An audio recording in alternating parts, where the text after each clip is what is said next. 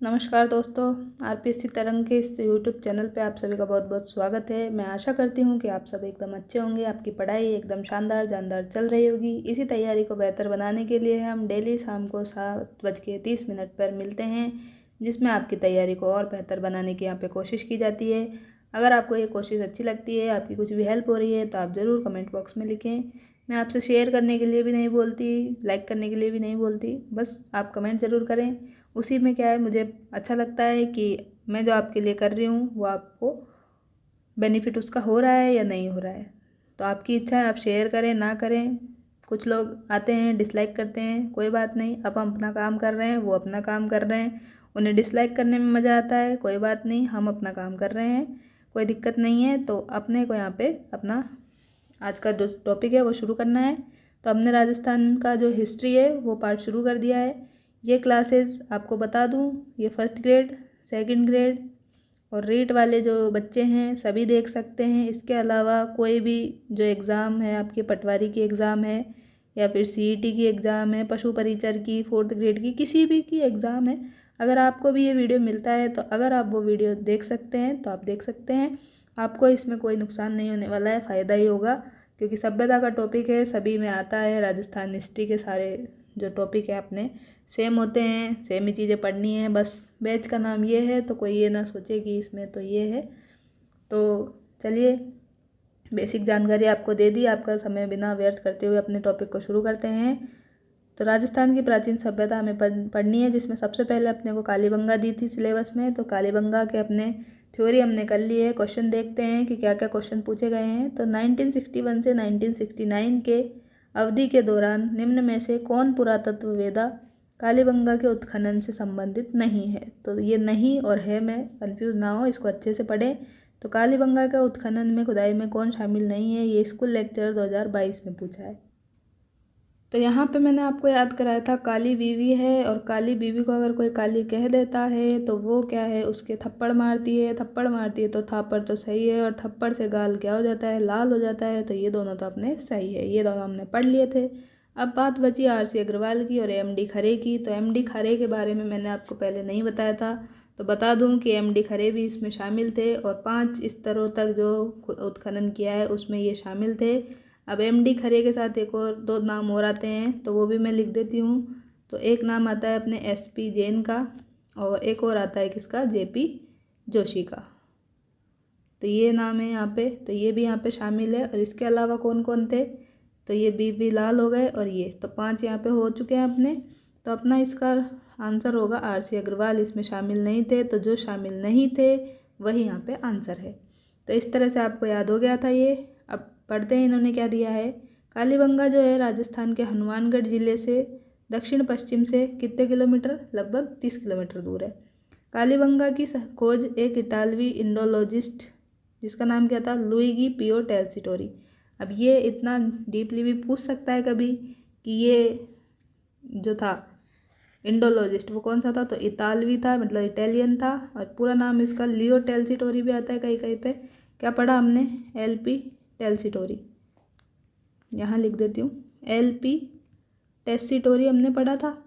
अब उसी नाम को थोड़ा सा घुमा के यहाँ पे दे दिया, तो लुइगी पियो टेल्सिटोरी, तो वही है एल और पी और टेल्सिटोरी। तो ये बात हो गई यहाँ पे। 1951 से 52 में भारतीय पुरातत्व सर्वेक्षण के तत्कालीन महानिदेशक कौन थे, अमलानंद घोष ने इसकी पुनः खोज की। तो खोजकर्ता तो अपने हो गए अमलानंद घोष, जो कि 1952 में इन्होंने की थी। और उत्खनन पूछा जाए तो उत्खनन बताया था आपको 61 से 69। अब ये बुक में हमने क्या पढ़ा था, तो बुक में ये जो था ईयर अपने दिया गया था 1961 से 1962। तो उसमें 2 नाम दिए गए थे, बीबी लाल और बीके थापर।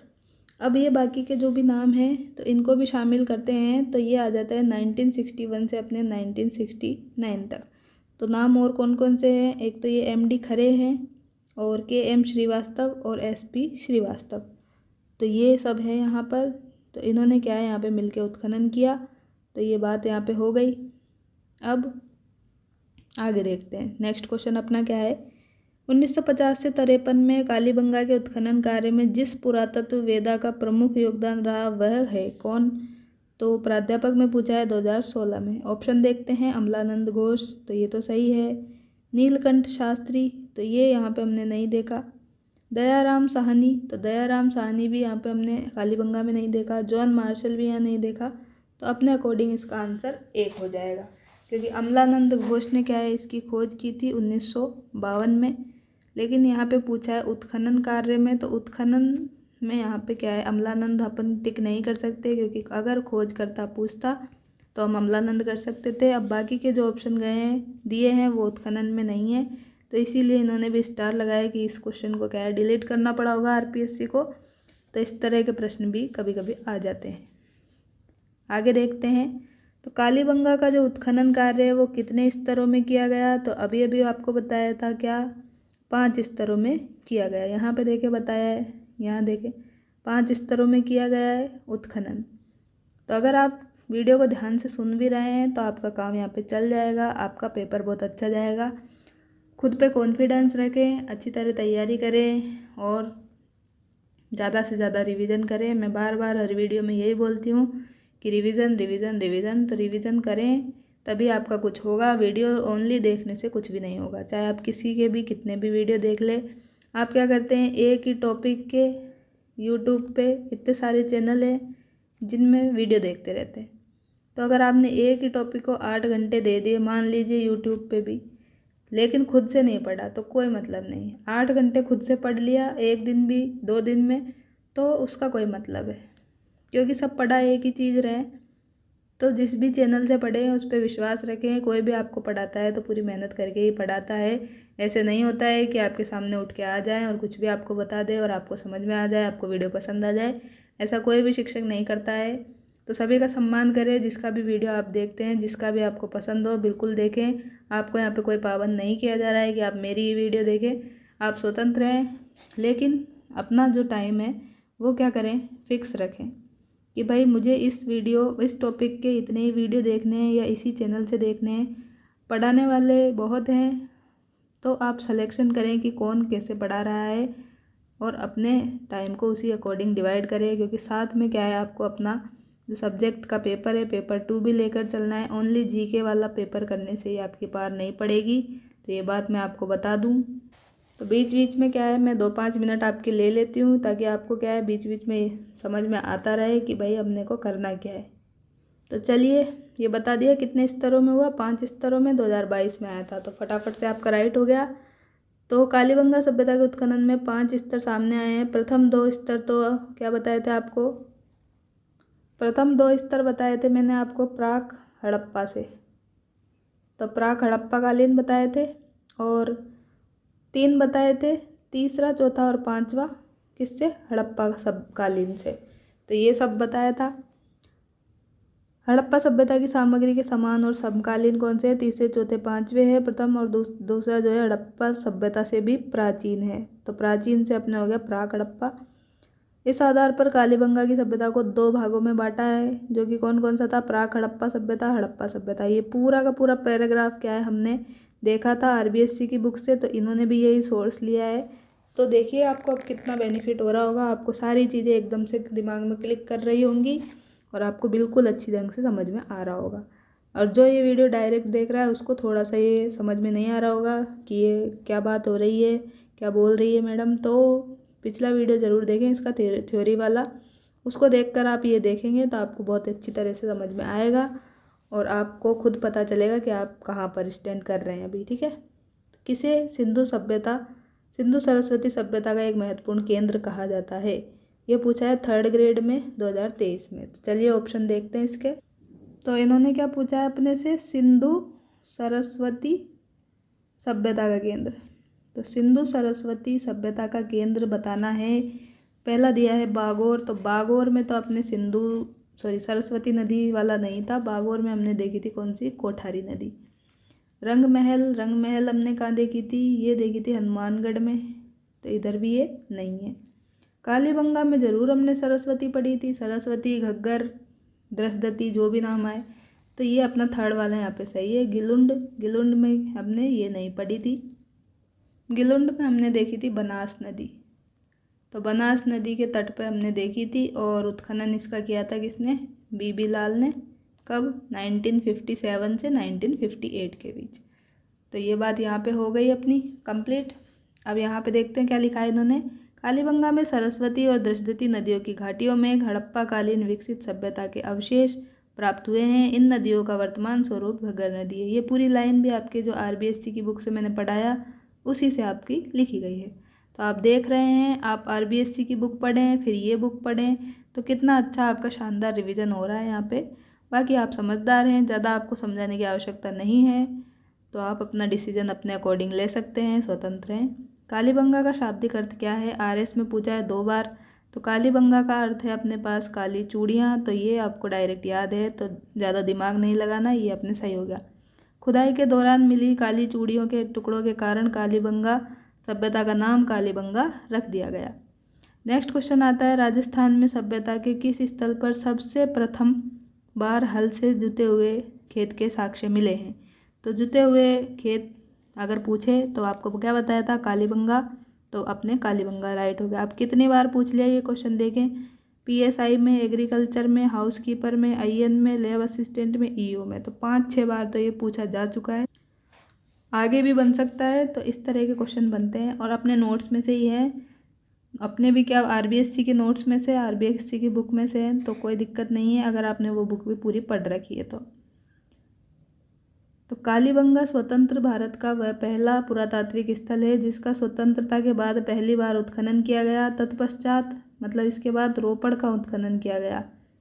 पूर्व हड़प्पा कालीन कालीबंगा से एक दुर्ग, एक गाय के मुख वाले प्याले, तांबे के बैल, कांसे के दर्पण, हाथी दांत का कंगा, मिट्टी के बर्तन, कांच की मणियाँ, खिलौने, सड़कें, बस्ती, गोल अंडाकार कुएं, मकान और धनी आवासों के अवशेष मिले। क्या क्या मिले हैं यहाँ पे?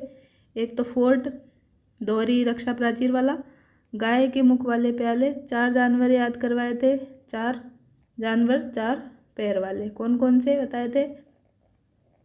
तो ये बताए थे आपको हाथी, ऊंट और कुत्ता और बैल। तो हाथी, ऊंट, कुत्ता, बैल सबके 4 पैर है, तो 4 पैरों वाले 4 जानवर बताए थे। हाथी से अपने यहाँ पे क्या देख रहे हैं आप? हाथी दांत का कंगा दिख रहा है आपको यहाँ पे, और बैल से दिख रहा होगा आपको ये तांबे के बैल यहाँ पे है, और बैलगाड़ी भी है। इसके अलावा आपको यहाँ पे क्या देखने को मिल रहा है? ऊँट यहाँ पे नहीं दिया है, लेकिन ऊँट की क्या है यहाँ पे? अस्थियाँ। तो ऊँट की अस्थियाँ भी देखने को मिली है, और हाथी दांत तो देख लिया, हाथी के कंगे और हाथी दांत के कंगे, और कुत्ता यहाँ पे देखने को मिला है। इसके अलावा यहाँ पे गाय भी देखने को मिली है, मिट्टी के बर्तन, कांच की मणियाँ, खिलौने मिट्टी के, और सड़कें देखी गई है यहाँ पे,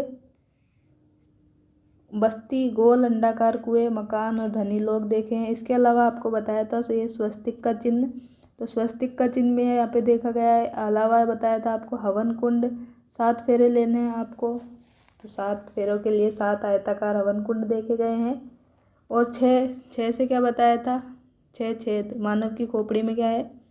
6 छेद, तो मानव खोपड़ी में छेद, तो खोपड़ी में छेद बताया था, तो 6 से ये याद हो गया। 5 से 5 इस तरह, तो ये याद हो गया था, ठीक है।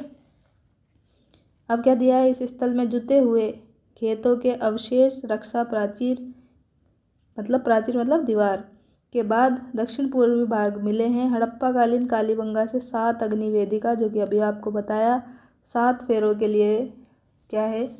7 वचन, जो कि अग्नि कुंड में हम लगाते हैं, तो इसे याद कराया था। तो 7 अग्नि वेदिका मिली है। बस्ती के गंदे पानी के निकास के लिए क्या है? यहाँ पे लकड़ी की व ईंटों की नालियाँ बनी है।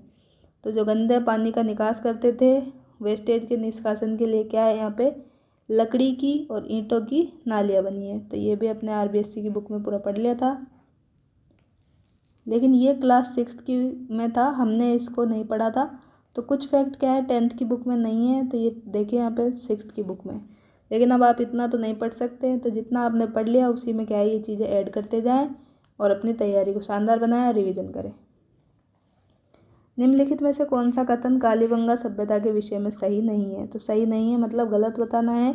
सीईटी में पूछा है 2023 में, तो सही नहीं बताना है। कालीबंगा से ऊँट की हड्डियों के प्रमाण मिले, बिल्कुल सही बात है। कालीबंगा से प्रथम अंकित किए गए भूकंप के साक्ष्य मिले, ये भी सही बात है। किसके अनुसार है? ये रेक्स के अनुसार है। कालीबंगा की खोज एक इटालवी इंडोलॉजिस्ट लियो पियो टेल्सिटोरी ने की, बिल्कुल सही है। एलपी टेल्सिटोरी ने की थी किसकी खोज? अपनी कालीबंगा की। तो 3 तो अपने सही है। अब लास्ट क्या है? प्राक हड़प्पा अग्निवेदिकाओं के साक्ष्य मिले हैं। तो प्राक हड़प्पा में नहीं मिले हैं, ये विकसित वाली में मिले हैं। तो विकसित वाली में ये मिले हैं क्या? अग्निवेदिकाओं के साक्ष्य। तो विकसित हड़प्पा में अग्निवेदिकाओं के साक्ष्य मिले हैं। कालीबंगा में लगभग 2600 ईस्वी पूर्व भूकंप के प्राचीनतम साक्ष्य मिले हैं। तो तीसरा अपने गलत है, तो जो गलत है वही सही है, इसलिए यही अपना आंसर है। नेक्स्ट पूछा है, कालीबंगा में प्राप्त चबूतरे निर्मित है किससे? कॉलेज लेक्चरर हिस्ट्री में 2016 में। तो चबूतरे बताने हैं किससे निर्मित है?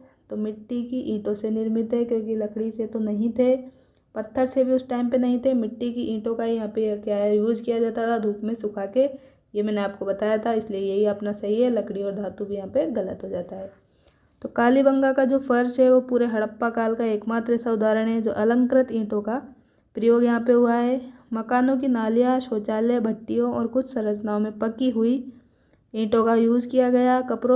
कमरों में ऊपर की ओर छेद किए हुए किवाड़ व मुद्रा पर व्याघ्र मतलब शेर का अंकन यहाँ पे किया गया है। क्या किया है? कमरों में जो ऊपर की ओर छेद किए जाने वाले किवाड़ और मुद्रा पर मतलब जो भी पैसे थे उस पर व्याघ्र का अंकन यहाँ पे ही मिला है। कहाँ पे? कालीबंगा सभ्यता में।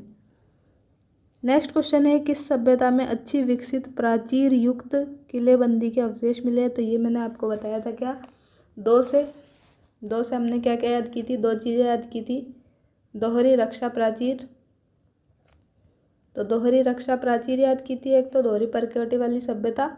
एक याद की थी हमने 2 अनाज वाली, तो 2 अनाज या जुते हुए खेत। तो ये सब हमने 2 से याद किया था। तो ये अपने हो गया दोहरी रक्षा प्राचीर, तो ये मिली अपने को कालीबंगा में। तो थर्ड अपने यहाँ पे राइट हो जाता है। तो हरियाणा में राखीगढ़ी और गुजरात में धोलावीरा के बाद में क्या है? हरियाणा में तो कौन सी? राखीगढ़ी। गुजरात में कौन सी सभ्यता? धोलावीरा के बाद में। राजस्थान में अपने हनुमानगढ़ में कालीबंगा जो है देश की तीसरा सबसे बड़ा पुरातात्विक स्थल है। कालीबंगा में 2 टीले विद्यमान हैं। पश्चिम के छोटे अपेक्षाकृत ऊंचे टीलों को गढ़ी क्षेत्र दुर्ग कहते हैं, और बड़े और अपेक्षाकृत निचले टीलों को क्या कहते हैं? नगर क्षेत्र कहते हैं। क्या कहते हैं इनको? नगर क्षेत्र। दोनों को अलग अलग सुरक्षात्मक दीवार मतलब परकोटे से सुरक्षित किया गया है, सिक्योर किया गया है। दुर्ग क्षेत्र जो है का ऐसा द्विभागीकरण किसी अन्य सैंधव स्थल पर नहीं मिलता है। रक्षा प्राचीर के अंदर और बाहर दोनों ओर क्या है? मिट्टी से लेप किया गया है। तो ये बात है अपने कालीबंगा सभ्यता की। नेक्स्ट क्वेश्चन आता है, कालीबंगा से निम्न में से किस फसल के अवशेष प्राप्त हुए हैं? व्याख्याता में पूछा है 2021 में। तो किस फसल के अवशेष प्राप्त हुए हैं? तो ये हमने पहले नहीं देखा, तो अभी देख लेते हैं। तो जौ के अवशेष मिले थे एक, तो कौन कौन से? गेहूँ प्लस जौ, इनके यहाँ पे साक्ष्य मिले। इसके अलावा यहाँ पे अपने को सरसों, बाजरा और चना, तो इनके भी साक्ष्य यहाँ पे देखने को मिले। पर मेनली जो है गेहूँ और जो है तो जो ऑप्शन में है, सोयाबीन नहीं है, रागी भी नहीं है, चावल भी यहाँ पे नहीं है। तो गेहूँ जो तो याद रखना ही है, सरसों बाजरा चना आ जाए तो भी आप सही कर सकते हैं। तो देखें क्या लिखा है इन्होंने, कालीबंगा सभ्यता के लोग गेहूँ और जौ का प्रयोग करते थे। चना बाजरा सरसों के साक्ष्य भी यहाँ मिले हैं। यहाँ कांसे का दर्पण, हाथी दांत का कंगा, सोने और मूंगे के सीपों के आभूषण भी मिले हैं। तो आभूषण किस किस के मिले हैं? सोने के, गोल्ड के और मूंगे के मिले हैं, और सीप के मिले हैं। दर्पण मतलब मिरर जो है कांसे का मिला है, और कंगा जो मिला है वो हाथी दांत का मिला है। अब नेक्स्ट क्वेश्चन यही पूछ लिया, किसके साक्ष्य कालीबंगा के पुरास्थल के उत्खनन से प्राप्त नहीं हुए हैं? स्कूल व्याख्या था 2022 में। तो गेहूँ तो मिला है, अभी अभी देखा, बाजरा भी मिला है, लेकिन चावल नहीं देखा, तो चावल गलत है। हाथी दांत की कंगी भी देखी, तो ये सही है। तो अभी जैसे आप बुक पढ़ रहे हैं तो भी आपको सारे क्वेश्चन सही हो जाएंगे अगर आप रिवीजन करेंगे। तो रिवीजन नहीं करेंगे तो कुछ भी नहीं होगा। देखो सही बात बता रही हूँ मैं आपको। राजस्थान के किस स्थल से प्राप्त मृद भांडों को लाल धरातल पर काले रंगों की सुंदर ज्यामितिक डिजाइनों से सजाया गया है? तो जो मृद भांड है मतलब मिट्टी के बर्तन हैं, इनको लाल धरातल पर काले रंगों की सुंदर ज्यामितिक डिजाइनों से सजाया गया है। कौन सी सभ्यता में? आहड़ में तो नहीं किया गया ऐसा, कोट डिगी तो हमने पढ़ी ही नहीं, बिल्कुल ही गलत है। गिलुंड में ऐसा नहीं किया गया है। कालीबंगा में ज़रूर ऐसा किया गया है। कालीबंगा में क्या है, लाल कलर के तो बर्तन थे, इस पे क्या है ब्लैक प्लस क्या याद कराया था, वाइट, ब्लैक एंड वाइट जो है डिज़ाइन सफ़ेद लाइन बना के यहाँ पे सजाया गया था कालीबंगा में। तो ये यहाँ पे लिखा है, कालीबंगा से प्राप्त हड़प्पा कालीन मृदभांडों को उनके आकार बनावट मुख्यतः उनके रंग के आधार पर 6 उपभागों में विभाजित किया। अलंकरण के लिए लाल धरातल पर काले रंग का ज्यामितीय और पशु पक्षी का चित्रण यहाँ पे बहुतायत से मिलता है। अब नेक्स्ट क्वेश्चन है आपका लास्ट इसका कालीबंगा का।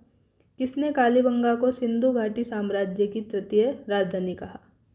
क्या है, कालीबंगा को सिंधु घाटी साम्राज्य की तृतीय राजधानी किसने कहा? सेकंड ग्रेड 2014 में आया है। तो किसने कहा ये आपको याद रखना है, दशरथ शर्मा। याद भी करवाया कि दशरथ जी की, राजा जो दशरथ थे इनकी कितनी रानियाँ थी, 3 रानियाँ थी। तो कुछ क्वेश्चन यहाँ पे भी दिए गए हैं तो इनको भी देख लेते हैं, कालीबंगा से संबंधित ही है। कालीबंगा उत्तरी राजस्थान के हनुमानगढ़ जिले में किस नदी के किनारे स्थित है? VSTC में राजस्थान पुलिस एग्रीकल्चर इसमें पूछा है तो आपको याद ही है, घग्गर नदी, प्राचीन दृष्टि नदी, जो भी आ जाए सरस्वती नदी, तो अपने को यही करना है। नेक्स्ट क्वेश्चन है अपने पास, वही क्वेश्चन थोड़ा घुमा के पूछ लिया। राजस्थान का कौन सा सैंधव स्थल घग्गर नदी के किनारे स्थित है? कॉलेज लेक्चरर में पूछा है 16 में, छात्रावास अधीक्षक में 2008 में। तो सैंधव स्थल घग्गर नदी के तट पर एक ही है, अपने को कालीबंगा याद रखना है, तो कालीबंगा हो गया। किसे सिंधु सरस्वती सभ्यता का एक महत्वपूर्ण केंद्र कहा जाता है? तो ये अपने आएगा कालीबंगा ही, सही है। नेक्स्ट है, कालीबंगा का शाब्दिक अर्थ क्या है? तो कालीबंगा का शाब्दिक अर्थ हमने काली चूड़ियाँ देख ही लिया था। खुदाई के दौरान मिली काली चूड़ियों के कारण इसका नाम कालीबंगा सभ्यता रखा गया। नेक्स्ट क्वेश्चन है, कालीबंगा सभ्यता को सर्वप्रथम प्रकाश में लाने का श्रेय किसको जाता है? तो इसका श्रेय जाता है, प्रकाश में लाने का श्रेय जाता है किसको? अमलानंद घोष को जाता है। ये 4 बार आपसे पूछा गया है। तो प्रकाश में तो याद कैसे करवाया था, इसको याद करवाया था AGK। तो AG क्या कह रहे हो, वो कितनी बार में सुनाई दिया? तो 52 बार में। तो 1952 में ये प्रकाश में लाए थे, या खोजकर्ता जैसे भी आपसे पूछे तो वैसे आपको इसको बिल्कुल नहीं पूछना है कि AG क्या कह रहे हो, 52 बार में सुना, ठीक है। अब यही क्वेश्चन आगे पूछ लिया, प्रोफेसर अमलानंद घोष ने किस वर्ष राजस्थान में कालीबंगा की पुनः शोध स्टार्ट की थी? तो अभी तो याद करवाया, क्या, AGK। तो AG क्या कह रहे हो, कितनी बार में? 52 बार में सुना, तो 52 हो गया। कालीबंगा स्थल हनुमानगढ़ जिला मुख्यालय से किस दिशा में स्थित है? तो याद करवाया था आपको, दक्षिण पश्चिम दिशा में स्थित है। 30 किलोमीटर लगभग ये दूर है दक्षिण पश्चिम में हनुमानगढ़ जिले से। नेक्स्ट क्वेश्चन है, किस एक अभिकरण ने कालीबंगा के उत्खनन का कार्य का उत्तरदायित्व संभाला? CET में पूछा 2023 में। तो इसका आंसर है अपने पास में, तो ये भारतीय पुरातत्व सर्वेक्षण नई दिल्ली ने सबसे पहले ये उत्तरदायित्व यहाँ पे संभाला था। कालीबंगा का उत्खनन कार्य कितने स्तरों में पूरा हुआ? 5 स्तरों में हुआ, जो मैं आपको पहले ही बता चुकी हूँ। नेक्स्ट क्वेश्चन है, निम्नलिखित में से किस स्थल से उत्खनन में अग्निवेदिका मिली? तो अग्निवेदिका बताया आपको 7 फेरे के लिए। तो 7 फेरों के लिए क्या करना है, फेरे लेने अग्नि के सामने, तो ये आपको कालीबंगा में बताया था। निम्नलिखित में से किस पुरातत्व स्थल पर घरों में अंडाकार कुएं मिले हैं? तो अंडाकार कुएं मतलब वही आपको, तो ये याद रखना है, अंडाकार कुएं आ जाए तो कालीबंगा। प्राक हड़प्पा युगीन संस्कृति प्राप्त हुई है? तो प्राक हड़प्पा बताया था एक तो, और एक कौन सा बताया था, हड़प्पा कालीन। तो प्राक हड़प्पा और दूसरी थी आपके हड़प्पा कालीन। प्राक हड़प्पा 2 भागों में डिवाइड थी, फर्स्ट एंड सेकंड। हड़प्पा 3 में थी, थर्ड, फोर्थ और फिफ्थ। तो इस तरह से आपको बताया था। तो प्राक हड़प्पा युगीन अपने कालीबंगा में याद रखी थी, कालीबंगा को ही ये 2 भागों में डिवाइड किया था। कालीबंगा क्षेत्र से कितनी अग्निवेदिका? तो 7 फेरे लेने हैं, तो 7 फेरे ले लीजिए, ये ले लिए। कौन सी एक कालीबंगा सभ्यता से संबंधित नहीं है? तो मिट्टी की ईंटों के घर, तो ये तो सही है। लोहे के उपकरण इस टाइम पे नहीं थे, इस टाइम पे क्या थे, ज़्यादातर इस टाइम पे कांसे के बर्तन देखे गए थे, तो लोहा यहाँ पे गलत होगा। दुर्गीकरण तो बिल्कुल सही है, दोहरी रक्षा प्राचीर थी, दोहरे परकोटे थे यहाँ पे दुर्गों के लिए, तो ये भी सही है। अग्निकुंड याद अभी किया है, 7 फेरे, तो 7 अग्नि वेदिका देखिए आयताकार, तो ये भी सही है। निम्न में से कौन सा पूरा अवशेष कालीबंगा से संबंधित नहीं है? तो कौन सा संबंधित नहीं है? दुर्गीकरण तो बिल्कुल सही है। शैल चित्र नहीं पढ़ा, तो शैल चित्र यहाँ पे गलत है। अग्निवेदिका भी पढ़ी, 7 मृदवान मिट्टी के बर्तन भी देखे, ये भी बिल्कुल सही है। ये तो हमने पहले कर ही लिया ये क्वेश्चन। आगे देखते हैं अपने काम का जो है। तो एक ये क्वेश्चन है, कालीबंगा से हड़प्पा पूर्व की सभ्यता से मिलते जुलते अवशेष पाकिस्तान में किस स्थान से मिलते हैं? तो ये आपको डायरेक्ट याद रखना है, कोट दीजी से मिलते हैं। तो ये कनिष्ठ अनुदेशक में पूछा है, 19 में आपसे भी पूछ सकता है। तो कोट दीजी जो है स्थान, उसको कोट डीगी भी कभी कभी आता है। ये पाकिस्तान के सिंध प्रांत में सिंधु नदी के तट पर स्थित है। इस स्थल में अग्नि में 2 बार नष्ट होने के साक्ष्य प्राप्त मिले हैं। यहाँ प्राक हड़प्पा युगीन संस्कृति के अवशेष भी मिले हैं। तो कोट दीजी आ जाए तो कालीबंगा, तो कालीबंगा और कोट तो ये दोनों ही क्या है, के से शुरू हो रहे हैं, तो के याद रख लें डायरेक्ट, और के पी, या फिर ऐसे रख लें पीके। तो पीके मूवी देखी होगी आप सभी ने, तो पीके क्या है, 2 बार देखी, तो पीके ऐसे याद रख लें, ठीक है। अपने को क्या है, वहाँ पे एग्ज़ाम में क्वेश्चन गलत नहीं करना, जैसे भी आप याद रखें अपने अकॉर्डिंग भी जो भी जुगाड़ बना सकते हैं ज़रूर बनाएं और याद रखें।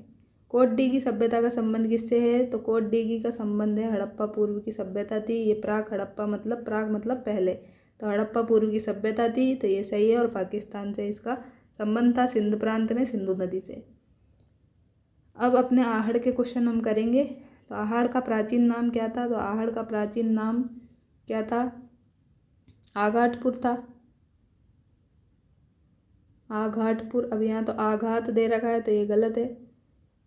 और इसको क्या कहते थे? धूलकोट भी कहते थे। तो धूलकोट क्या है? यहाँ पे सही है। बैराट गलत है, ताम्रवती नगरी भी गलत है। प्राचीन नाम पूछा है यहाँ पे, तो प्राचीन शिलालेखों में आहड़ का पुराना नाम ताम्रवती अंकित है। 10वीं और 11वीं शताब्दी में इसे आघाटपुर अथवा आघाट दुर्ग के नाम से जाना जाता है, इसे धूलकोट भी कहते हैं। तो नेक्स्ट क्वेश्चन है अपने आहड़ से संबंधित, जो कि है दूसरा, राजस्थान की किस सभ्यता को ताम्रवती नगरी के नाम से जाना जाता है? तो मैंने आपको बताया था ताम्रवती नगरी मतलब सिटी आए, तो आपको बताना है आहड़, जो कि कहाँ पे है? उदयपुर में। और पूछ ले जननी ताम्रवती, तो बताना क्या है आपको? क्या बताना है? गणेश्वर। तो गणेश्वर कहाँ पे? सीकर में, नीमका थाना तहसील के पास। तो याद हो गया। तो ताम्रवती नगरी बतानी थी, तो आहड़ बताना है जो कि उदयपुर में है, तो सेकंड राइट हो जाएगा। ज़्यादा आपको देखने की आवश्यकता नहीं है। आहड़ के बारे में देख लेते हैं। तो आहड़ जो है, यहाँ पे तांबे के उपकरण, बर्तन काले और लाल रंग के मृदवान मिले हैं। तांबे के उपकरणों की प्रचुरता के कारण प्राचीन काल में इसको ताम्र नगरी कहते हैं, मतलब ताम्र सिटी यहाँ पे कहते हैं। आहड़ के विशिष्ट आकृति के बर्तनों को ब्लैक एंड रेड वेयर यहाँ पे कहा गया है। आहड़ के लोग अपने मृतकों को क्या पहनाते थे? गहने और आभूषण पहनाते थे और इनके साथ ही दफनाते थे, जो इनके मृत्यु के बाद भी जीवन उनकी अवधारणा का समर्थक थे। ये RBSC की 10th क्लास की बुक से पेज नंबर 4 से लिया है। इसको हम क्या है, पहले पढ़ चुके हैं पूरे पैराग्राफ को। सेकंड क्वेश्चन है, थर्ड क्वेश्चन है, निम्न में से कौन सा स्थान आहड़ सभ्यता से संबंधित नहीं है? तो नहीं बताना है, प्राध्यापक 2022 में पूछा है, आहड़ से रिलेटेड नहीं है। तो कौन सा नहीं है? गिलुंड, भगवानपुरा, आबानेरी और रोजड़ी। तो रोजड़ी नहीं है, आबानेरी भी नहीं है, भगवानपुरा भी नहीं है, लेकिन जो गिलुंड है वो आहड़ के आसपास थोड़ी है, तो इसका आंसर गिलुंड हो सकता है। लेकिन इन्होंने यहाँ पे इस क्वेश्चन को क्या है, थोड़ा डिलीट कर दिया है, तो अपन इसका आंसर अभी कुछ भी नहीं मान सकते। तो आगे नेक्स्ट क्वेश्चन देखते हैं, किस सभ्यता को धूलकोट भी कहते हैं? तो धूलकोट हमने नाम पढ़ा था क्या? मिट्टी का टीला। तो मिट्टी के टीले के नीचे कौन सी सभ्यता बसी हुई थी, जो कि हमने देखा था क्या? आहड़ सभ्यता, जो कि कहाँ है? उदयपुर में। तो आहड़ कहाँ है देख लेते हैं, 4th ऑप्शन में है, तो बिल्कुल राइट ये हो जाएगा। 6-7 बार ये पूछा गया है, आगे भी पूछ सकते हैं। तो यहाँ पे क्या लिखा है, प्राचीन शिलालेखों में आहड़ का पुराना नाम क्या है? ताम्रवती अंकित है। 10वीं और 11वीं शताब्दी में इसे आघाटपुर और आघट दुर्ग कहा जाता है, और इसे धूलकोट भी कहा जाता है। नेक्स्ट क्वेश्चन आता है, आहड़ सभ्यता का उत्खनन कार्य 1953 में सर्वप्रथम किसके निर्देशन में हुआ? तो 1953 में किसके नेतृत्व में हुआ? अब तीन शब्द को तो भूलना ही नहीं था आपको आहड़ में। 3 आते ही क्या है 1953 याद आ जाना चाहिए। इस 3 से ही क्या याद हो जाना चाहिए आपको, अग्रवाल। अग्रवाल भी कौन से, आरसी अग्रवाल याद हो गए, जिन्होंने क्या किया, उत्खनन किया। तो ये बात याद हो गई यहाँ पे। उत्खननकर्ता में ये आ गए, सॉरी उत्खननकर्ता में तो ये हैं, लेकिन खोज 53 में तो खोज कराएंगे ना, सबसे पहले तो खोज कराएंगे। तो खोज किसने कराई, 3 से क्या, ऐसे अक्षय कीर्ति। तो अक्षय कीर्ति व्यास ने तो खोज की। फिर इसके 3 साल बाद में क्या हुआ, 3 में 3 जोड़े तो ये 56। अब 56 में करेंगे ये आरसी अग्रवाल जी क्या, उत्खनन। तो ये उत्खनन कर दिया। हमसे पूछा क्या है यहाँ पे, सर्वप्रथम किसके निर्देशन में उत्खनन कार्य हुआ, 53 में। अब 53 में तो क्या है, अक्षय कीर्ति व्यास ने किया था, अब खोज की थी, लेकिन यहाँ उत्खनन के तरह पे पूछ लिया, तो अपने का आंसर यहाँ पे क्या होगा, अक्षय कीर्ति व्यास ही होगा, ना कि क्या होगा, आरसी अग्रवाल। तो ये हो गया अपने। तो आहड़ सभ्यता की जो खोज है सर्वप्रथम 1953 में अक्षय कीर्ति व्यास ने, रतन चंद्र अग्रवाल ने 1954 में। अब 1954 यहाँ नहीं आएगा, मेरे अकॉर्डिंग तो यहाँ पे 56 ही आना चाहिए, तो इसको 56 कर लें।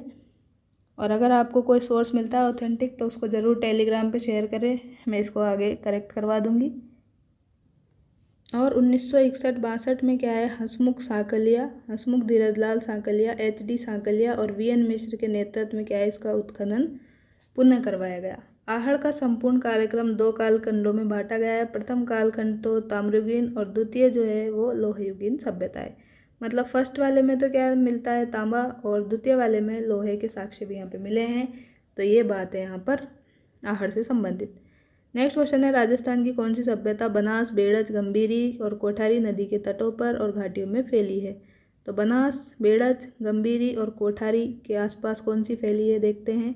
कालीबंगा तो नहीं है, कालीबंगा तो कौन सी थी, बनास थी, और कौन सी थी, तो ये थी, सॉरी कालीबंगा में बनास नहीं थी, कालीबंगा में तो हमने घग्गर याद किया था ना, घग्गर आएगी यहाँ पे, तो घग्गर या सरस्वती। और गणेश्वर में कौन सी थी, गणेश्वर में नदी की बात करें तो ये थी कांतली, तो कांतली नदी थी। आहड़ में कौन सी थी, अपने आहड़ में थी अपने बनास और बेड़ज। तो बनास बेड़ज की संस्कृति भी कहा था, तो इसी से क्या है अपने आंसर यहाँ पे अपने को मार्क कर सकते हैं अपन। तो बनास और बेड़ज दिख रहा है यहाँ पे, नदी पूछी है, तो आहड़ अपना यहाँ पे सही हो जाएगा। बैराठ में कौन सी थी, तो बैराठ में अपने थी कौन सी नदी, तो बै से ही याद रखनी थी, बाणगंगा नदी। तो ये सब नदी आपको याद हो गई कि किसके किनारे कौन सी थी। तो यहाँ पे देखते हैं, उदयपुर के बनास बेसिन में आयड़ या बेड़ज नदी के किनारे धूलकोट के नीचे आहड़ का पुराना कस्बा दबा हुआ है, जहाँ से ताम्रयुगीन सभ्यता प्राप्त हुई है। इसे बनास नदी सभ्यता या बनास संस्कृति भी कहा गया है, किसे, आहड़ सभ्यता को। नेक्स्ट क्वेश्चन यही पूछ लिया, किस संस्कृति को बनास संस्कृति भी कहा जाता है। तो बिना ऑप्शन देके आप कर सकते हैं क्या, आहड़ सभ्यता जो कि उदयपुर में है, बिल्कुल हाँ कर सकते हैं। तो इसी तरह से कॉन्फिडेंस होना चाहिए। तो यहाँ पे अपना आंसर हो जाएगा आहड़, तो ये सही हो गया। नेक्स्ट क्वेश्चन है, 4000 वर्ष पुरानी सभ्यता के पुरातात्विक अवशेष उदयपुर के समीप एक गांव में पाए, ये गांव कौन सा है। तो ये गांव है अपने क्या, 4000 वर्ष पूर्व पुरानी सभ्यता उदयपुर के पास। तो उदयपुर के पास तो एक ही पड़ी थी, आहड़, तो ये आहड़ हो गया जहाँ पे पुरातात्विक अवशेष पाए हैं। तो ये है इसकी एक्सप्लेनेशन। ये सभ्यता आज से लगभग 4000 वर्ष प्राचीन है। डॉक्टर गोपीनाथ शर्मा ने आहड़ सभ्यता का समृद्ध काल 1900 ईसा पूर्व से 1200 ईस्वी पूर्व तक माना है। नेक्स्ट क्वेश्चन है, कौन सा कथन सही है, सेकंड ग्रेड 2014 में आया है, तो कौन सा सही है। गणेश्वर एक उत्खनन स्थल नहीं है, तो उत्खनन स्थल तो ये बिल्कुल है। तो ये तो बात यहाँ पे, सॉरी उत्खनन स्थल ये नहीं है, ये सभ्यता है। तो ये बात यहाँ पे सही है। बैराठ एक ग्राम्य संस्कृति का केंद्र है, तो ये बात भी सही है। ग्रामीण संस्कृति यहाँ बैराठ में देखी गई है। बैराठ कहाँ पे है अपने, तो बैराठ है जयपुर में, जयपुर के आसपास बीजक की पहाड़ी, महादेव डूंगरी, ये सब हमने देखा था। कालीबंगा लोह युग संस्कृति का क्या है, एक उदाहरण है। आहड़ वासियों का महत्वपूर्ण व्यवसाय अयस्क, तांबे को गलाना और ताम्र वस्तुएं बनाना था। तो यहाँ पे क्या है, सॉरी बच्चों, सॉरी यहाँ पे क्या है, गणेश्वर एक उत्खनन स्थल नहीं था, ये एक सभ्यता थी, तो ये रॉन्ग हो जाता है। बेरठ एक ग्राम्य संस्कृति नहीं थी, तो ये क्या है, ये भी रॉन्ग है। और कालीबंगा में लोहा थोड़ी मिला था। कालीबंगा के टाइम तो हमने क्या देखा था, कांसा देखा था, कांसे युगीन थी, तो ये भी गलत है। अब आहड़ वासियों को महत्वपूर्ण व्यवसाय अयस्क क्या था, तांबे को गलाना। तांबे की भट्टियाँ यहाँ देखी थी, तांबे के उपकरण भी बनाए थे, तो ये आहड़ वासियों ने यही किया था, तो ये सही है अपना। आहड़वासी ताम्र धातु कर्मी थे। यहाँ ताम्र उपकरण, बर्तन, काले लाल रंग के मृदभांड आदि प्राप्त होते हैं। आहड़वासियों को महत्वपूर्ण व्यवसाय तांबे को गलाना और तांबे की वस्तुएं बनाना था। आहड़ में भट्टी नुमा चूल्हा मिला है, जिसे ये माना जाता है कि तांबा यहाँ पे पिघलाया जाता था। आहड़वासी बर्तन बनाने की कला में माहिर थे और यहाँ से प्राप्त मकानों की दीवारों और पत्थरों पे क्या है, मिट्टी से बनी हुई है, जिनकी छत पे क्या है, बांस और केलू लगे हुए हैं। तो ये आरबीएससी की क्लास 6 की बुक से, तो क्लास 6 की बुक भी देख सकते हैं, 10th की भी देख सकते हैं। जितना आपसे हो उतना आप कर सकते हैं। कुछ भी नहीं देखे तो वीडियो तो देख ही लें, वीडियो देखने में कोई दिक्कत नहीं है। बुक पढ़ने में तो क्या है, सबको दिक्कत होती है, सबको परेशानी होती है, क्योंकि बुक खोल के पढ़ना रहता है, नींद आती है, बहुत सारी परेशानियों का सामना करना पड़ता है। नेक्स्ट क्वेश्चन देखते हैं। आहड़ सभ्यता के बारे में सही कथन बताना है, तो सही कथन बताना है, आहड़वासी तांबा गलाना जानते थे, बिल्कुल जानते थे, सही है। ये लोग चावल से परिचित नहीं थे, तो ये लोग चावल से परिचित नहीं थे, तो ये बात यहाँ पे गलत है। धातु का काम आहड़वासियों की अर्थव्यवस्था का साधन था, तो ये बात यहाँ पे सही है। यहाँ से काले लाल रंग के मृदवान मिट्टी के बर्तन मिले हैं, तो मिले हैं, जिन पर क्या है, सफ़ेद रंग से ज्यामितीय आकृतियाँ उकेरी गई है, तो ये बात भी यहाँ पे सही है। तो यहाँ पे जो है काले लाल रंग के मृदभांड तो मिले हैं, और ये कौन सी शैली में है, तो आपको बताया था उल्टी तपाई शैली में है, तो उल्टी तपाई शैली हो गई, 3 से हो गया ये उल्टी। या फिर आ जाता है ऊपर चिपकाई शैली, तो ऊपर चिपकाई शैली भी सही है, तो दोनों आप याद रख सकते हैं। उकेरण विधि आए, ऊपर चिपकाई आए, उल्टी तपाई आए, तो सब सही है। तो यहाँ पे आएगा अपना पहला सही, तीसरा सही, सॉरी हाँ, पहला सही, तीसरा सही है और चौथा सही है, तो पहला तीसरा चौथा यहाँ पे है, तो फर्स्ट ऑप्शन अपना यहाँ पे सही है। तो ये क्वेश्चन देखते हैं। आहड़ के विषय में निम्न में से कौन सा कथन असत्य है, रॉन्ग बताना है। सेकंड ग्रेड में 2017 में पूछा है। आहड़ के उत्खनन से मानव जीवन के विभिन्न चरणों पर प्रकाश पड़ता है, बिल्कुल सही है, पड़ता है। आवासीय भवनों की नींव ईंटों की बनी होती थी, तो ईंटों की यहाँ पे नहीं होती थी। ईंटों का यूज़ ज़रूर किया गया था, यहाँ पे क्या है, कच्ची ईंटों का यूज़ किया था, और इन ईंटों को क्या है, धूप में सुखाया जाता था।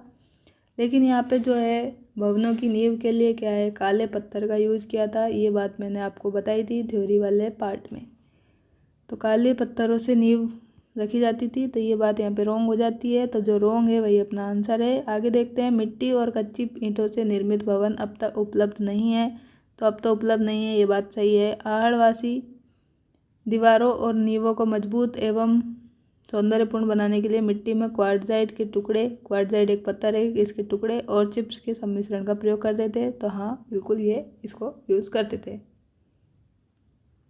तो इसकी व्याख्या देख लेते हैं। आहड़ के भवनों की नींव काला पत्थर, जिसको शिष्ट पत्थर कहते हैं। भवन की दीवारें जो हैं, नींव तो काले पत्थर से, भवन की दीवारें धूप में सुखाई गई ईंटों से और पत्थरों से निर्मित होती थी।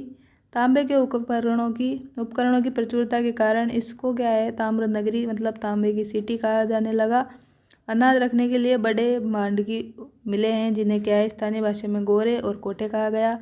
आहड़ के विशिष्ट आकृति के बर्तनों को ब्लैक एंड रेड वेयर, काले और लाल रंग के मृदभांड इनको कहा गया, जिस पे क्या है, कौन सी शैली में, उकेरण शैली, तपाई, उल्टी तपाई शैली, ये सब में क्या है, कार्य किया जाता था। आहड़ को किस संस्कृति का प्रमुख केंद्र माना जाता है, तो ऑप्शन देखते हैं।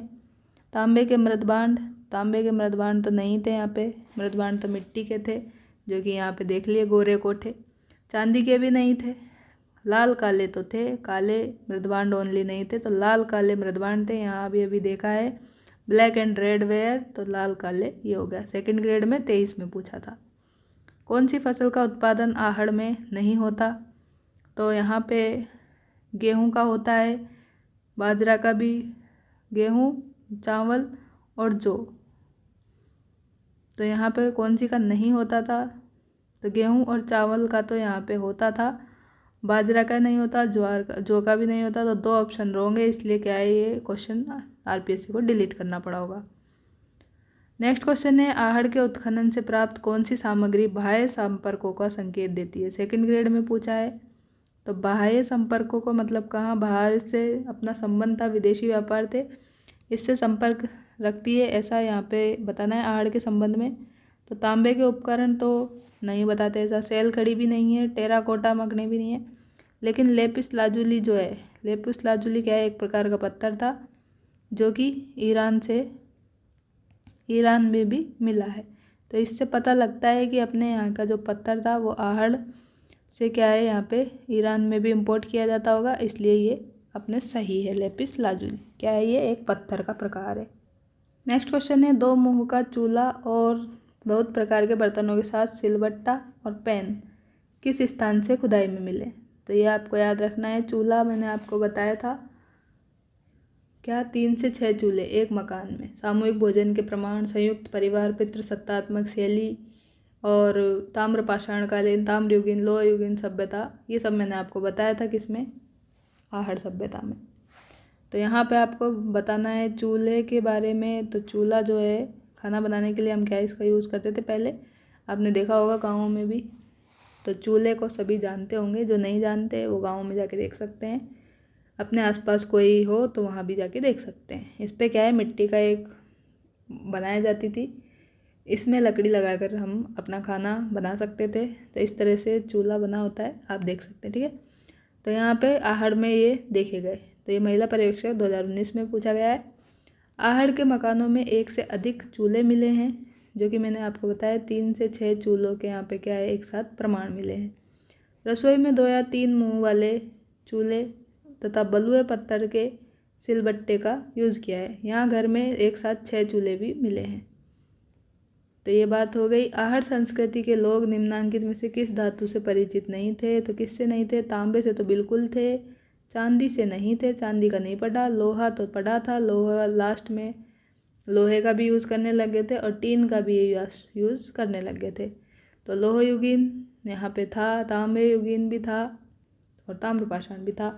तो आहड़वासी चांदी के बारे में मतलब नॉलेज नहीं रखते थे, तो चांदी यहाँ पे रॉन्ग हो जाएगा। तो जो रॉन्ग है वही आंसर है, इसलिए चांदी अपना सही है। आहड़वासी तांबे के साथ लोहे के उपकरणों का भी प्रयोग करते थे।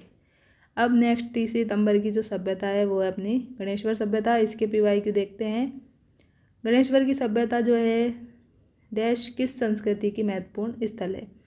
तो गणेश्वर की जो सभ्यता है ताम्रयुगीन है, पुरापाषाण है, नवपाषाण है या मध्यपाषाण है? तो आप सभी को पता होगा ताम्रयुगीन सभ्यताओं की जननी संस्कृति आपको बताया था क्या, गणेश्वर सभ्यता, जो कि कहाँ पे है, नीम का थाना सीकर में है। तो ये अपना फर्स्ट सही है। यहाँ पर स्कूल लेक्चर 2022 में पूछा था।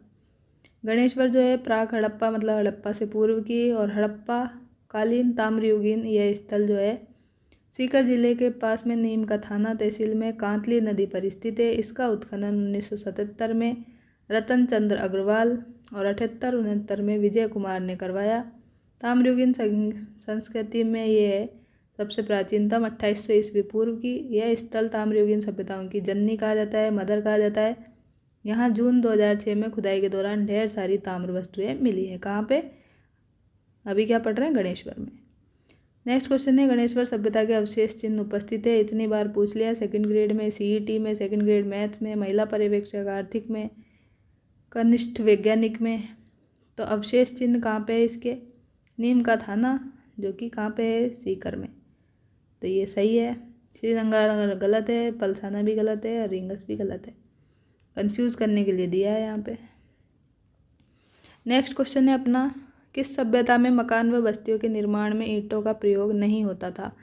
तो ईंटों का प्रयोग क्या है यहाँ पे, गणेश्वर में होता था या नहीं होता था?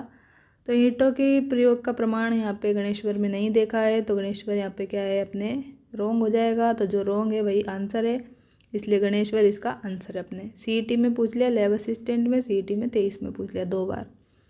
गणेश्वर सभ्यता में मकान जो है पत्थर के बनाए जाते थे। यहाँ पे ईंटों के उपयोग के कोई भी प्रमाण नहीं मिले हैं। यह सभ्यता संस्कृति पूर्वी राजस्थान और गंगा घाटी के क्षेत्र में पल्लवित हुई है, मतलब पली बढ़ी है पूर्वी राजस्थान और गंगा घाटी क्षेत्र में। ताम्र उपकरण मतलब तांबे के उपकरणों में बाणाग्र मतलब बाण जो है वो, छेड़ियाँ मछली पकड़ने के कांटे हारपून बताया था, दोहरी पेचदार सिरावली ताम्रपिन, उस तरह के फलक और अंगूठियाँ प्राप्त हुए हैं। कहाँ पे? हमें गणेश्वर सभ्यता में। गणेश्वर में मिट्टी के कपिशवर्णी 2 प्रकार के बर्तन मिले हैं। हड़प्पा पूर्व संस्कृति के बर्तन जो हैं हल्के लाल रंग के हैं और लाल और चिकनी मिट्टी जो है विशिष्ट चित्रकारी वाले मजबूत बर्तन भी यहाँ पे मिले हैं। इन बर्तनों में मर्तबान कलश और ढक्कन हांडी भी प्रमुख है। क्या प्रमुख है? एक तो मर्तबान कलश और ढक्कन हांडी यहाँ पे प्रमुख है। ये क्लास 6 की बुक से है। तो क्लास 6 की बुक एक तो RBSC की, यहाँ पे देख रहे होंगे आप 6 की बुक और 10th की बुक, तो दोनों बुक में से आपके जो है हिस्ट्री के क्वेश्चन यहाँ पे देखने को मिल रहे हैं। तो अगर आपके पास समय है या आपने पहले से पढ़ रखी है तो कम समय लगेगा रिवीजन करने में, तो ज़रूर से रिवीजन करें। गणेश्वर से प्राप्त मृदभांड किस प्रकार के हैं? तो किस प्रकार के हैं मृदभांड? यहाँ पे हमने देख ही लिया कौन से, कपिशवर्णी। तो कपिशवर्णी आ जाए जहाँ पे, तो वो देखना है। लाल तो बिल्कुल नहीं है, सॉरी लाल है लेकिन हड़प्पा पूर्व संस्कृति के हैं। तो आपको बताना है यहाँ पे, तो गेरिक मृदभांड आ जाएंगे, यहाँ पे सिलेटी रंग के हैं, ये आ जाएंगे। तो यहाँ पे मृदभांड जो मिले हैं कौन से, कृपशवर्णी मृदभांड मिले हैं और इनको कत्थई रंग भी बोल सकते हैं हम। कत्थई के अलावा आ जाए आपके पास ब्लैक प्लस ब्लू, तो ये भी हम इसको बोल सकते हैं, गणेश्वर के यहाँ से मिले। तो इससे अपना आंसर ये सही हो जाएगा। लास्ट अपनी 4th सभ्यता जो है अपने टॉपिक की, ये है बैराट। इसके PYQ देखते हैं। पुरातत्वविद नील रत्न बनर्जी ने किस स्थल का उत्खनन किया? तो ये अपने किया बैराट का। आहड़ तो गलत है, आहड़ का किसने किया था? तो आहड़ में आपको ये ए याद रखना था और ए से आपको याद रखना था ये अग्रवाल, और अग्रवाल कौन से, RC अग्रवाल। तो RC अग्रवाल ने क्या किया? उत्खनन किया। कब किया? तो 1956 में किया। खोज किसने की? और खोज भी आपको ऐसे याद रखनी थी, क्या? अक्षय कीर्ति व्यास। तो अक्षय कीर्ति व्यास हो गया अपने आहड़ का, ये हो गया। कालीबंगा, कालीबंगा में किसने की थी खोज? तो आपको याद करवाया था मैंने, क्या? तो इसकी खोज की थी किसने? अमलानंद घोष ने। किसने? अमलानंद घोष ने। याद कैसे करवाया था? AGK। AG क्या कह रहे हो? 52 बार में सुना, तो ये 52 में। और उत्खनन पूछ ले तो उत्खनन कैसे याद करवाया था? बीवी थी काले रंग की, अगर काले रंग की कोई बोलता था तो थप्पड़ मारती थी, तो थप्पड़ से हो गया क्या? BK थापड़, और थप्पड़ मारने पे लाल गाल हो जाता था, तो BB लाल। तो ये याद हो चुके हैं दोनों। और कब? तो थप्पड़ भी कितने मारे? 1-2 थप्पड़ मारे भयंकर वाले, तो 1-2 हो गया। और इनके आगे क्या लगा दे? 6 लगा दे, तो 61-62 हो गया। तो ये हो गया। अब गणेश्वर, तो गणेश्वर में क्या है? नील रत्न बनर्जी ने किया क्या? तो नील रत्न बनर्जी ने तो बैराट में किया, क्योंकि बैराट में ये ब आ रहा है और बनर्जी में भी ब आ रहा है, तो ऐसे आपको याद रखना है। तो ये अपना सही हो गया। अब गणेश्वर की बात करते हैं। तो गणेश्वर की खोज किसने की? तो गणेश्वर की खोज भी अगेन किसने की? इन्होंने RC अग्रवाल ने ही की, लेकिन ये की कब? 1972 में। तो ये की है इन्होंने 1972 में गणेश्वर की खोज। और उत्खनन भी इन्होंने ही किया है RC अग्रवाल ने 5 साल बाद 77 में। और इनके साथ एक और व्यक्ति थे, कौन? विजय कुमार। कौन थे? विजय कुमार। और RC अग्रवाल ने क्या की? मिलके गणेश्वर सभ्यता की उत्खनन किया 1977 में। याद कैसे किया था? खोज 72, खुदाई 77, तांबा व पत्थर, पुरातत्व का पुष्कर। तो इसमें क्या है? गणेश्वर की सब चीज़ें लगभग कवर हो गई है। तो इस तरह से हमने याद किया था। अब देखते हैं यहाँ क्या लिखा है। प्राचीन मत्स्य जनपद की राजधानी विराटनगर, वर्तमान बैराट, कोटपुतली, बहरौड जिले में। बीजक की पहाड़ी, जिसको भीम जी की डूंगरी, महादेव जी की डूंगरी भी कहते हैं। तो कौन कौन सी डूंगरी है? एक तो बीजक की आ जाए, या फिर भीम जी की आ जाए, या महादेव दे आ जाए। तो तीनों ही क्या है अपने को बैराट सभ्यता में करना है।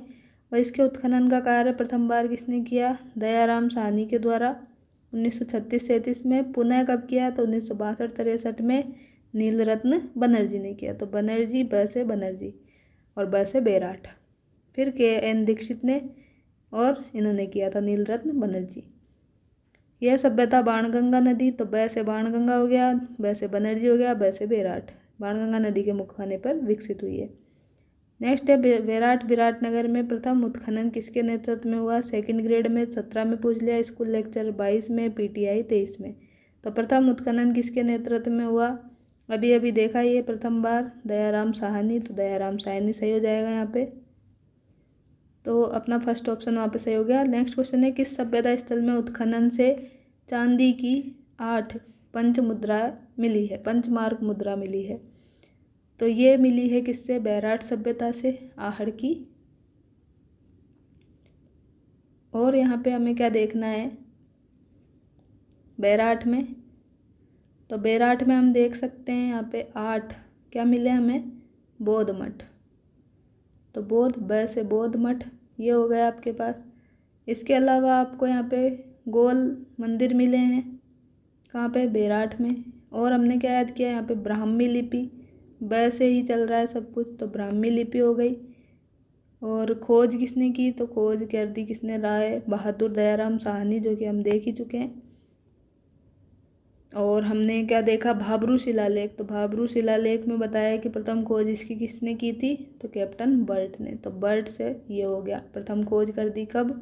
1837। शिलालेख कौन सा? तो ये भाबरू, तो ये ब आ गया।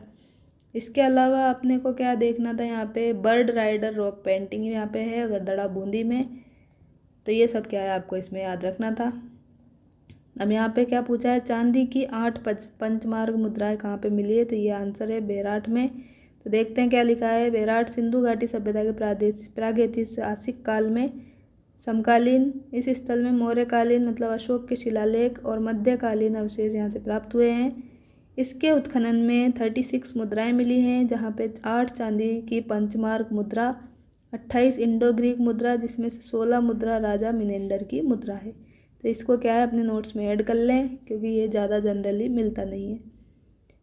नेक्स्ट क्वेश्चन है निम्न में से किस स्थल से यूनानी शासक मिनेंडर की 16 सिक्के प्राप्त हुए? तो 16 सिक्के अभी अभी देखे यहाँ पे राजा मिनेंडर के प्राप्त हुए। कहाँ से? तो बेराट पड़ा अभी अभी, तो बेराट ये सही हो गया। बेराट कहाँ पे? जयपुर में।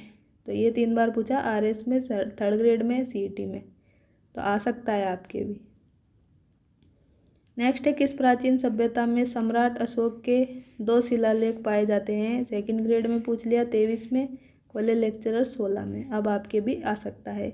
तो इस तरह के क्वेश्चन ही आएगा जो आप थोड़ा कंफ्यूज रहते हैं या इन पर कम ध्यान देते हैं। तो यहाँ पे अपने थर्ड ऑप्शन राइट हो जाएगा बेराट सभ्यता।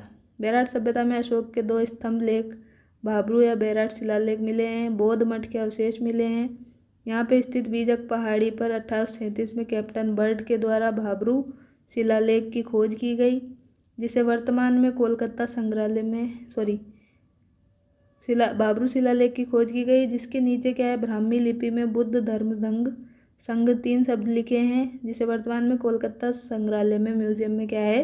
रखा गया है। 1999 में बीजक की पहाड़ी से बौद्ध मंदिर मतलब भारत के सर्वप्रथम मंदिर के अवशेष भी प्राप्त हुए। तो ब से कितनी सारी चीज़ें आपको याद रखनी है यहाँ पे?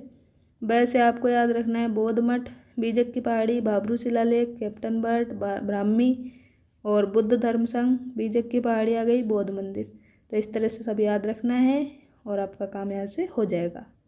नेक्स्ट क्वेश्चन है बेराट के पास भीम जी की डूंगरी के तल पर 2 शिलालेख बेराट शिलालेख और लघु शिलालेख की खोज की गई है, किसके द्वारा? तो ये अशोक के शिलालेख हैं, जो कि अभी अभी हमने यहाँ पे देखे। यहाँ पे अशोक के 2 स्तंभ है, भाबरू और बेराट। तो बेराट सभ्यता में यही मिले हैं। तो बेराट और ये लघु शिलालेख वही भाबरू, जो कि बेराट सभ्यता में देखने को मिले, अशोक के हैं। तो थर्ड राइट हो जाएगा। 1837 में बीजक पहाड़ी, जो कि बेराट कहते हैं, जिसमें अशोक के शिलालेख को किसने खोजा?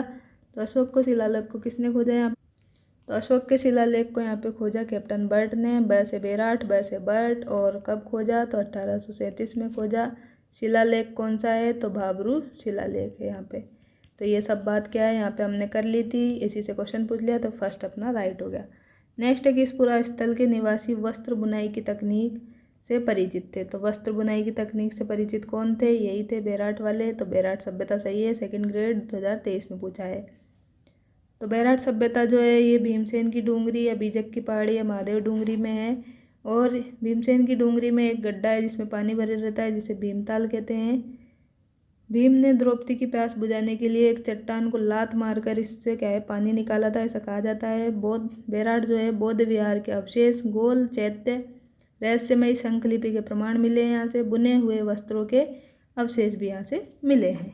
तो बुने हुए वस्त्र से ही वस्त्रों की बुनाई आ गया, जो कि हमें बताना था बैराट सभ्यता। नेक्स्ट क्वेश्चन है, उत्तर गुप्तकालीन शंखलिपि में लिखे लेख मिलते हैं। तो शंखलिपि ये देखा, इसी से क्वेश्चन आ गया। तो उत्तर गुप्तकालीन शंखलिपि, तो बैराट आ गया। तो ये थर्ड अपना राइट है। नेक्स्ट है 300 ईस्वी पूर्व से 300 ईस्वी तक के काल में गोल चैत्य कहाँ मिले। तो गोल चैत्य या गोल मंदिर आ जाए तो बैराट करना है। तो बैराट सही है। थर्ड ग्रेड और लैब असिस्टेंट में पूछा था। राजस्थान में बौद्ध संस्कृति के अवशेष कहाँ मिले। तो बौद्ध बौद्ध बौद्ध आते ही क्या याद रखना है, बौद्ध से बैराट। तो बैराट याद रखना है, जो कि कहाँ पे है, जयपुर में है। तो बैराट ये हो गया। बैराट को क्या बोलते हैं, विराटनगर के नाम से पहले प्रसिद्ध थी।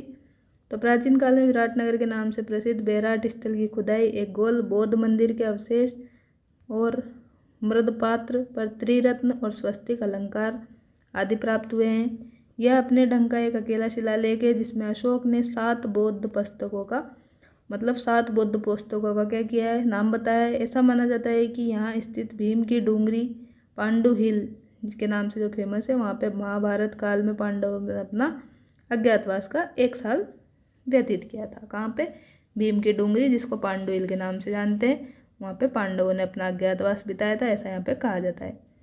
निम्न में से किस पुरातात्विक स्थल से एक अभिलेख मिलता है जिसमें मौर्य सम्राट जो है अशोक ने बौद्ध ग्रंथों के अध्ययन की अनुशंसा की। तो ये कौन सा आएगा, भाब्रू आएगा। और सभ्यता आएगी बैराट। तो बैराट आ गया। वैसे बौद्ध धर्म, वैसे बैराट, वैसे भट्ट। तो ये हो गया। किस पुरा स्थल से चित्रित शैलाश्रय प्राप्त हुए हैं। तो चित्रित शैलाश्रय अपने बैराट से ही प्राप्त हुए हैं। तो ये सही है, 2 बार पूछा जा चुका है, आगे भी पूछ सकते हैं। वर्ष 1990 में बैराट के आसपास की पहाड़ियों में स्थित शैलाश्रयों में अनेक शैलचित्र खोजे गए हैं। शताधिक शैलाश्रयों में, शताधिक मतलब 100 से अधिक शैलाश्रयों में क्या है, लाल और अन्य रंगों में रेखांकन यहाँ पे किया गया है। ये अपना अंतिम क्वेश्चन है। बैराट के बौद्ध मठ और अशोक स्तंभ के आधार पर राजस्थान के बौद्ध धर्म के प्रमुख स्थानों कौन कौन से थे। तो बैराट, तो इसमें है, इसमें बैराट है नहीं, इसमें बैराट है, इसमें बैराट नहीं है, विराटनगर है। तो इसको काट दें। और यहाँ पे क्या है, बालेश्वर में बौद्ध जो है स्थान वो नहीं है। तो अपना आंसर यहाँ पे एक ही बचता है, बैराट, लालसोट, शेरगढ़, नगरी। या फिर आप इसको डायरेक्ट भी याद कर सकते हैं। बैराट, लालसोट, शेरगढ़ और नगरी में क्या है, राजस्थान के बौद्ध धर्म के प्रमुख स्थान देखे गए हैं। किसके आधार पर, बैराट के बौद्ध मठ और अशोक स्तंभ के आधार पर। तो इस तरह से क्या है, हमने ये टॉपिक पूरा कवर कर लिया है।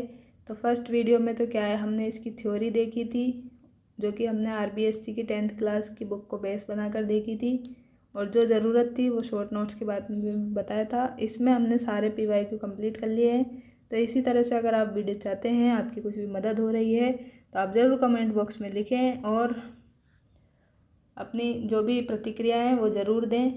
आप प्रतिक्रिया देते हैं, उसी से मुझे पता चलता है कि मैं जो काम कर रही हूँ वो आपको पसंद आ रहा है, नहीं आ रहा है, क्या इम्प्रूवमेंट करने की ज़रूरत है।